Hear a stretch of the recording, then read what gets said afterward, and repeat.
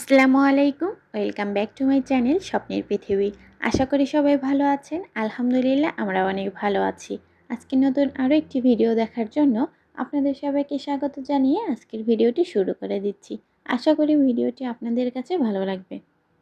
তো আজকের ভিডিওটা আমি সকাল থেকে শুরু করে দিয়েছি। সকালে উঠে একটু ঝটপট করে খিচুড়ি রান্না করে নিয়েছি আর খিচুড়ির সাথে ডিম ভাজি করে নিয়েছি।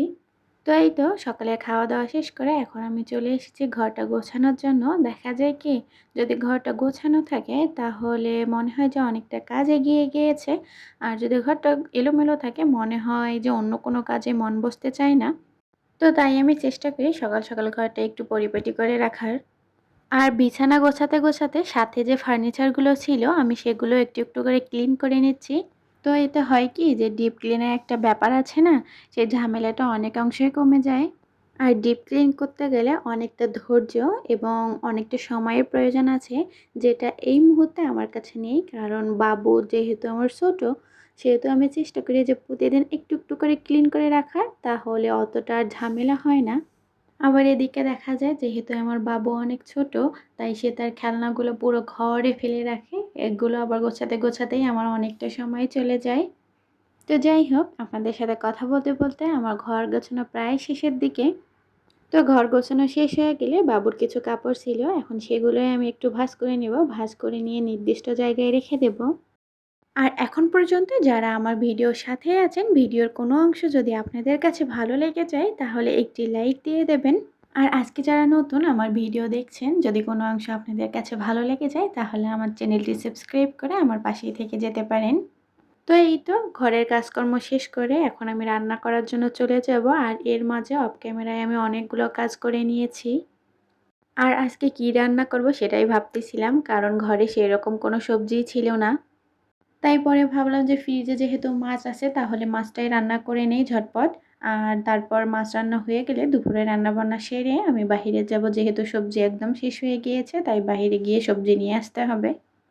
তো এই তো আমি ফ্রিজ থেকে ইলিশ মাছ বের করে নিয়েছি আর মাছ রান্না করতে যা যা লাগবে সব কিছুই রেডি করে নিয়েছি। তো আমি সবসময় যেভাবে মাছ রান্না করে থাকি সেভাবে আর কি আপনাদের সাথে শেয়ার করলাম। আর আমি জানি আমার আপুরা অনেক সুন্দর রান্না করতে পারে। তো কথা বলতে, বলতে আমি মশলাগুলো কষিয়ে নিয়েছি আর এই দিক দিয়ে কষানো মশলার উপর এখন মাছ দিয়ে দিচ্ছি। একটা সময় আমি ইলিশ মাছ খেতামই না। আমার ছোটোবেলার কথা বলছি আর কি। কারণ ইলিশ মাছে অনেক কাঁটা থাকে। আর এই কাঁটার ভয়ে মূলত আমি ইলিশ মাছ খেতাম না। আর এখন যখন আমার ইলিশ মাছ এত পছন্দ, কিন্তু হয়েছে কি এখন ইলিশ মাছ একদম ধরাছোঁয়ার বাহিরে হয়ে গিয়েছে।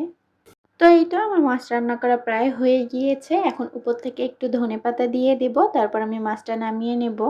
আর এই ইলিশ মাছগুলো মূলত বাংলাদেশ থেকে নিয়ে আসা হয়েছে। তো রান্নাবান্না শেষ করে দুপুরের খাওয়া-দাওয়া শেষ করে আমি বিকেলের দিকে একটু বাহিরে বের হয়েছি। কারণ বললাম না আমার সবজি বাজার একদম শেষ হয়ে গিয়েছে। তো আমি কি নিয়ে এসেছি সেটাই আর কি এখন আপনাদের সাথে একটু শেয়ার করছি। তো এই তো আমি এখানে কোরানো নারকেল নিয়েছি, স্ট্রবেরি, তারপর হচ্ছে ডিম। শুধু যে সবজি বাজার করেছি তা কিন্তু না, অনেকগুলো ফলও কিনেছি আর অনেক কিছু দরকারও ছিল, সেগুলোও নিয়েছি। রান্না করতে গেলে তো অনেক কিছুই লাগে, তাই না আপুরা?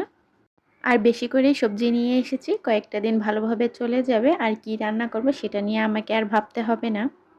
আর আমি বাবুর খিচুড়িতেই কোনো না কোনো সবজি প্রতিদিনই ব্যবহার করে থাকি, তাই আমার ঘরে প্রতিদিনই সবজি রাখতে হয়। তো এই তো এখন আমি সব বাজারগুলো একটা, একটা করে সুন্দরভাবে গুছিয়ে নিচ্ছি। তো এই তো আমার বাজার গোছানো হয়ে গেলে এখন আমি যে ডিমগুলো নিয়ে এসেছি সেগুলো ধুয়ে নেব, কারণ ডিমের ভেতরে অনেক জীবাণু থাকে।